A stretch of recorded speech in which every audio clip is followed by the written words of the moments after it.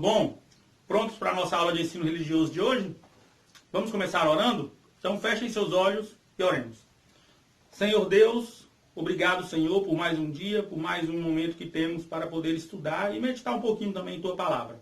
Esteja conosco durante este momento, abençoe também os nossos familiares nesse dia, é o que te pedimos, Senhor, agradecidos em nome de Teu Filho amado, Jesus. Amém, Senhor. Bom, na aula anterior nós vimos sobre o significado dos nomes, né? E nós vimos o quanto é importante, né, nós entendermos que o nosso nome tem significado, assim também como os nomes pelo qual Jesus foi chamado também tem um significado.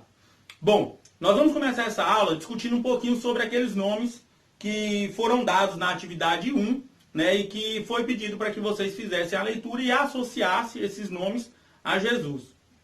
Então, pão da vida, né? Em João 6,35, vocês leram lá assim, eu sou o pão da vida, né? Então, Jesus se intitula ali como pão da vida. Por quê? Porque ele alimenta não só o nosso corpo, mas também ele alimenta a nossa vida espiritual.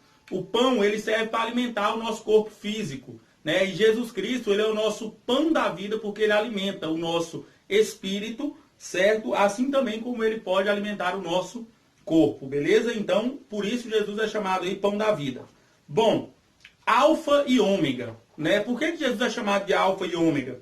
Em Apocalipse 22:13, vocês leram lá, né?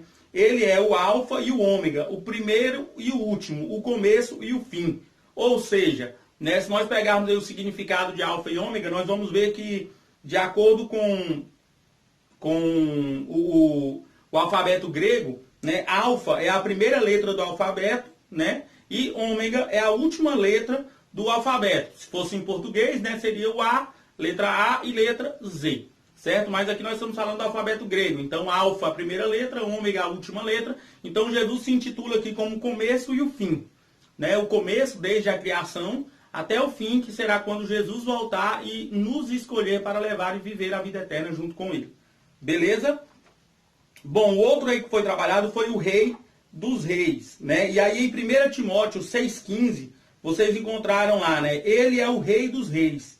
Ou seja, Jesus tinha mais autoridade do que qualquer rei, né? Nós sabemos que em um país, em um lugar onde se vive com monarquia, né? Onde o rei é o líder maior, Jesus ainda assim, ele tem mais autoridade do que esse rei. Então Jesus, ele é o Rei dos Reis, ele conhece, ele nos dá o livre-arbítrio para que nós possamos escolher como viver, mas ele é quem nos orienta para como vamos viver, certinho? Leão de Judá. Bom, Leão de Judá, nós encontramos aí em Apocalipse 5,5, né, que diz assim, eis aqui o leão da tribo de Judá. Como Jesus pode ser... Detalhe aí que na mesma atividade Jesus também é comparado a um cordeiro, né? E agora ele é comparado aí a um leão. Porque ele é manso, Jesus é manso como um cordeiro, né? Mas ele venceu o pecado por meio de oração, por meio de luta, né? Ele sofreu muito, mas ele conseguiu vencer o pecado. Então ele foi muito bravo, né, a resistir tudo isso para poder vencer aí o pecado. E por isso ele é chamado também de leão, beleza? Luz do mundo. Bom, luz do mundo nós vamos encontrar aí em João 8,12, né, que diz assim, Jesus é a luz do mundo, né? Por que ele é a luz do mundo? Porque em meio às trevas, em meio ao sofrimento, né, em meio a tudo que vivemos aqui nessa terra, nós encontramos uma luz, e essa luz é Jesus Cristo. Então ele vai iluminar as trevas, ele vai iluminar todo o sofrimento, tudo que nós passamos aqui nessa terra, para que possamos, assim, podermos estar mais próximo dele a cada dia. Então, por isso ele é chamado aí de luz do mundo, tá? E cordeiro nós vamos encontrar aí em João 1,29, né, que diz assim, eis o cordeiro de Deus, né? Jesus foi comparado a um cordeiro aí pela sua forma mansa, pela humildade que Jesus tinha, né? Jesus em nenhum momento ele discutiu com ninguém, em nenhum momento ele apelou, né, para uma guerra, para fazer algo contrário daquilo que ele havia vindo fazer. Então Jesus era manso, era calmo, era humilde, era tranquilo. Então ele fazia tudo dentro daquilo que Deus queria que ele fizesse. Então por isso ele é comparado aí a um cordeiro, certo?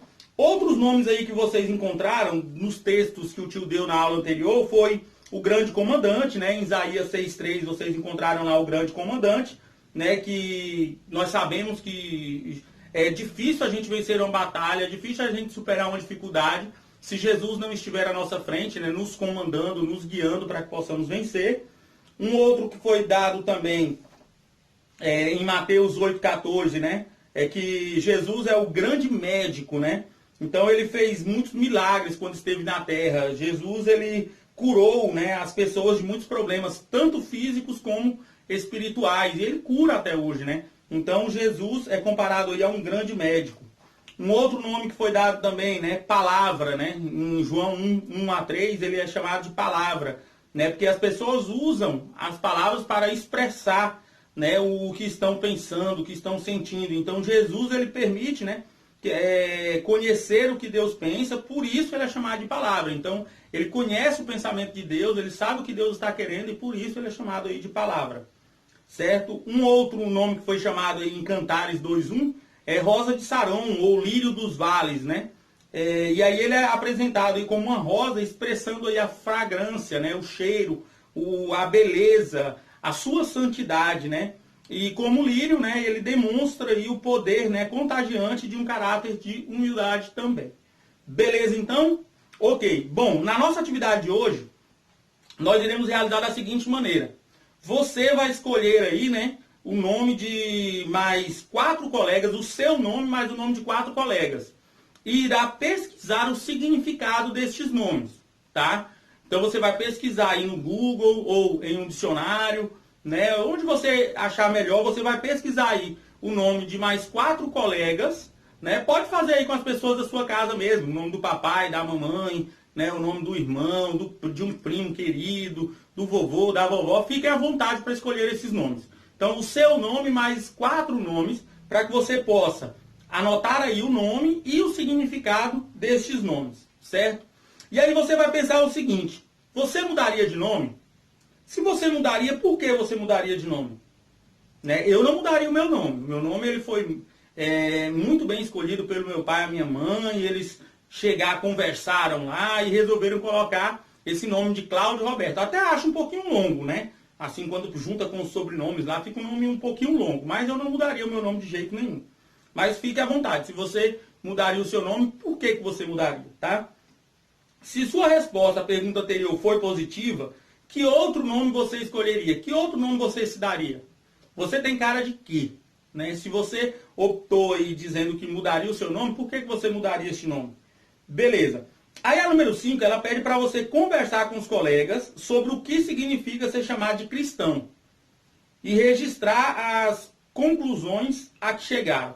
Bom, nós sabemos que cristão, né, e o tio fala muito isso em sala, cristãos são todos aqueles que acreditam em Cristo, né? Que acreditam que Cristo veio, viveu, deu a sua vida por nós, né? E Cristo um dia irá voltar para nos levar para viver a vida eterna. Bom, se eu sou cristão e eu acredito em Cristo, né? Se eu acredito em Cristo, eu sou cristão. Então, o que significa ser chamado de cristão? Qual é a importância de poder carregar esse nome de cristão? Nós temos que entender que ser cristão é carregar o nome de Cristo. Então, se nós somos cristãos, nós temos uma responsabilidade muito grande em conduzir as nossas vidas, as nossas atitudes, as nossas ações, aquilo que nós falamos, que nós fazemos, elas têm que condizer com o que Cristo fazia. Porque quando alguém olhar para nós e falar assim, poxa, mas o Cláudio ele é um cristão, mas e o cristão faz esse tipo de coisa, faz coisas erradas? Não pode. Né? Lógico que nós pecamos, nós somos sim pecadores, nós cometemos erros, isso é normal, infelizmente faz parte, né, da nossa vida, mas nós temos que nos policiar porque nós carregamos o nome de cristãos e esse nome ele é muito importante para cada um de nós. Certinho? Então, tirem as suas próprias conclusões, anotem aí e realizem as atividades. Beleza? Então, bons estudos e até a próxima.